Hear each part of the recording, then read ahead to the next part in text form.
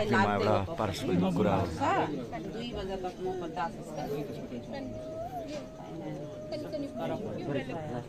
यहाँ चीज भी खा लें कसको नाम राख्नु अब एगो के भन्नु भन्दाखेरि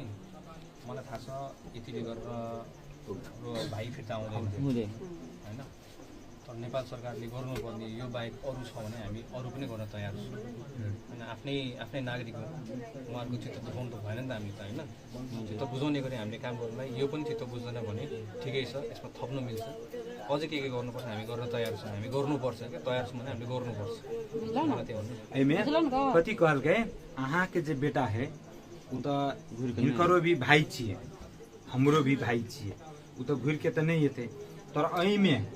औरो अहाँ सबके कोनो भी मांग है परिवार के तो एहिमे थैप सकै छी हमरो के था है हमरो के तो अहाँ के तो बेटा तो नहीं लौटाइब सकबे तर हमरो के जे सरकार में जे छिए जे हमरो बुद्धि हेते करल अहाँ के जायज लगैया औरो कोनो हमर जदे चाहे मांग करल जाए सरकार जदे त अहाँ जे बुदा और बुदागत रूप बादो में थैप सकै छी अखनिए भी अहाँ कहि सकै छी हम सब उ करे के लागि तैयार छी हम सब बाटे जे हेते उ करे के लागि हिनकर तैयार है सरकार अहाँ जे कहबै से करेला तैयार छी वो अपने मुंह से कह रहल छथिन गृह मंत्री जी तब वहाँ अहाँ कहबै तो वहाँ बुदा थपात आ वहाँ अनुसार साइन हो मांग छ पीडित जे करलको ओकरा सजाय दिनु तपाईलाई जे चित्त पूरो जुन यो जो गोली काण्ड भयो नि हामी त्यो जान्छ छैन अब एकजना उहाँको छोरा सिटी चलाएर कमाउने खाने मान्छे तर पुलिसले पनि गोली चलाएन गोली आयो कहाँबाट त्यो हामीलाई छानबिन गरेर त्यसलाई कडा भन्दा कडा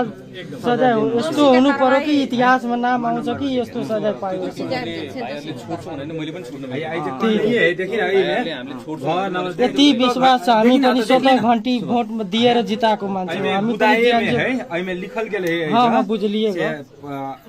देवानन्द गाउँपालिका 3 स्थित मदरसा उत्तर घटना युहो में छे या खवो में छे एकछिन 2083 साल श्रावण 10 गते राति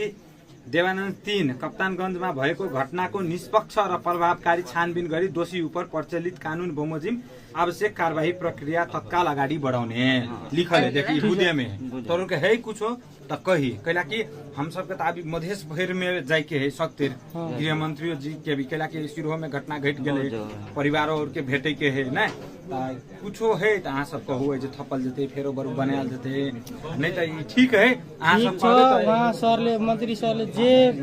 गृह मंत्री सरले जे भन्नुभयो